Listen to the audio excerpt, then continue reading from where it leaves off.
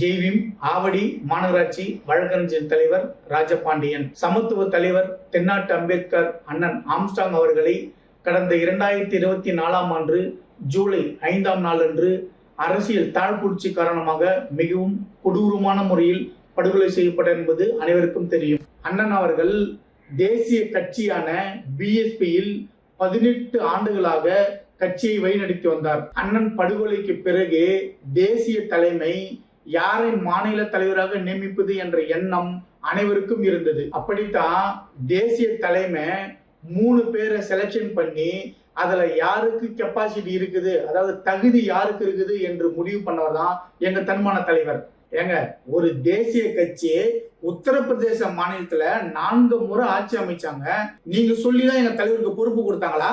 வேடிக்கை இல்ல இதை கேட்கறதுக்கு. அண்ணன் இருக்கிற காலத்துல யாரெல்லாம் ஒதுக்கி விட்டாரோ, யாரெல்லாம் கிட்ட கூட சேர்க்கலையோ அவர்களை வைத்துக் கொண்டு பதவி வெறி காரணமாக மாநில தலைமைக்கு எதிராக 18 மாவட்டங்கள்ல கூட்டம் போட்டிருக்கீங்க. நீங்க ஏன் நடத்துனீங்க? மாநிலத்துல குழப்பம் இருக்குதுன்னு சொல்லி மாநில தலைவரை மாத்தலான்னு எண்ணம் பண்ணீங்க. உங்க சுயரூபம் தெரிஞ்சுதான் உங்களையும் உங்களை சார்ந்தவங்களையும் கட்சியில இருந்து எடுத்தாங்க.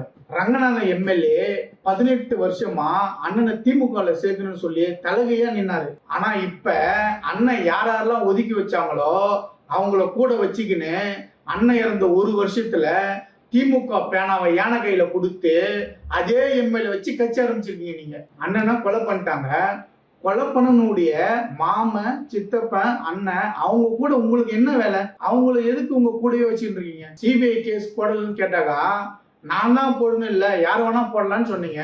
உங்க திட்டம்லாம் தெரிஞ்சுதான் எங்க தலைவர் அண்ணனுடைய தம்பி கீனோஸ் ஆம்ஸ்டாங் அவர்களை வைத்து உயர்நீதிமன்றத்துல இந்த வழக்கை சிபிஐக்கு போகணும்னு சொல்லி வழக்கு போட்டாரு. அந்த வழக்கை விசாரணை செய்து தீர்ப்புக்காக ஒத்தி வச்சதுக்கு அப்புறம் 28 அக்யூஸ்ட பார்ட்டியா சேர்த்து சிபிஐ வேணும்னு கேஸ் போடுறீங்க. சரி, அண்ணன் கீனோஸ் ஆம்ஸ்டாங் அண்ணன் போட்ட கேஸ் சிபிஐக்கு மாத்திரன்ற விஷயம் உங்களுக்கு தெரியாதா? அது தெரிஞ்சு அண்ணனுக்கு கிடைச்ச நீதிய அதை கெடுக்கும் வகையில ஏன் உங்க கேஸ் வித்ரா வாங்கல? சரி, அண்ணன் கீனோஸ் ஆம்ஸ்டாங் அவர்கள் போட்ட கேஸ சிபிஐக்கு மாத்த சொல்லி உத்தரவு போட்டாங்க. நீங்க என்னன்னு கேஸ் போட்டீங்க? நீங்களும் இந்த வழக்கை சிபிஐக்கு மாத்த சொல்லி தான் கேஸ் போட்டீங்க. அதுதான் ஏற்கனவே அண்ணன் போட்ட கேஸ் சிபிஐக்கு மாத்திட்டாங்க. அப்புறம் உங்க கேஸ் ஏன் வித்ரா வாங்கல? அப்ப உங்க என்ன அண்ணனுக்கு கிடைச்ச நீதியை நீங்க தடுக்கிறீங்க. இந்த சிபிஐ உத்தரவை எதிர்த்து இந்த அரசாங்கம் உச்ச நீதிமன்றத்துல பல லட்சங்கள் சம்பளம் வாங்குற வழக்கறிஞர் அசோக் லோத்தா என்ற சீனியர் வழக்கறிஞரை வைத்துக் கொண்டு 1 முறை இல்ல 2 முறை இல்ல 3 முறை மேல்முறையீடு செய்தாங்க. ஆனா நீங்க என்ன செய்தீங்க? கேரளால ஒரு வழக்கறிஞரை கொண்டு வந்து இடையீட்டு மனு சொல்லி இந்த வழக்கை இடையூறு செய்து அந்த ஜட்ஜை டென்ஷன் ஆக்கி ஸ்டே கொடுக்க வச்சிட்டீங்க. இந்த வழக்கு வரும் ஜனவரி 13ஆம் தேதி விசாரணைக்கு வரும் நிலையில இருக்க.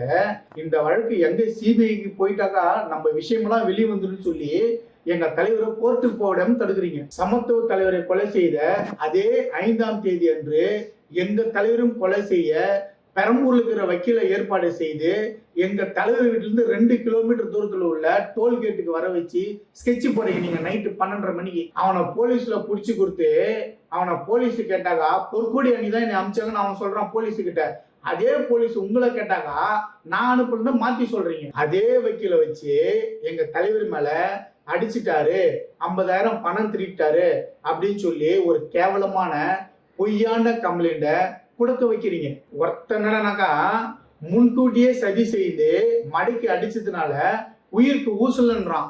இன்னொருத்தவன் என்னடானாக்கா இல்ல யதார்த்தமா தான் வந்தாங்க 2 பேரு அப்படின்னு ஒருத்தன் சொல்றான். எங்க கட்சி வளர்ச்சியும் எங்க தலைவர் வளர்ச்சியும் பொறுத்து கொள்ள முடியாது. நீங்க அவரை பத்தி அவதூறு பரப்பு சொல்லி சமூக வலைதளங்களை கைக்கூலிய வச்சு பதிவு செய்றீங்க. கைக்கூலிகளை வச்சு சமூக வலைதளங்களை அவதூறு பரப்புறீங்க. எங்க அண்ணன் சேர்த்து வச்ச சொத்தை யாராவது பேர்ல எழுதி வைக்கிறீங்க. இது என்ன யாரும் கேட்க மாட்டான்னு நினைக்கிறீங்களா? எங்க அண்ணன் கூடயே பிறந்து எங்க அண்ணன் கூடயே வளர்ந்தவங்களை நீங்க ஒதுக்கி வைக்கிறீங்க. இருக்கட்டும் மிஸ்ஸஸ் பொற்கொடி அவர்களே, இந்த வழக்க எங்க தலைவர் கண்டிப்பாக சிபிஐக்கு மாற்றுவார். இந்த வழக்க சிபிஐ தான் விசாரிக்கும். வீட்டுல இருந்து கிளம்பும் போது அண்ணன் கையில துப்பாக்கி இல்லைன்ற விஷயம் எதிர்க்கு சொன்னது யாரு? அந்த விஷயமெல்லாம் கூடிய சீக்கிரத்துல வெளிவரும். எங்க சமத்துவ தலைவருக்கு நீதி வாங்கி கொடுக்காம எங்க கட்சி விடாது, எங்க தலைவர் விட மாட்டாரு. நீதி கிடைத்தே தீரும், கிடைத்தே தீரும். ஜெய்பீம்.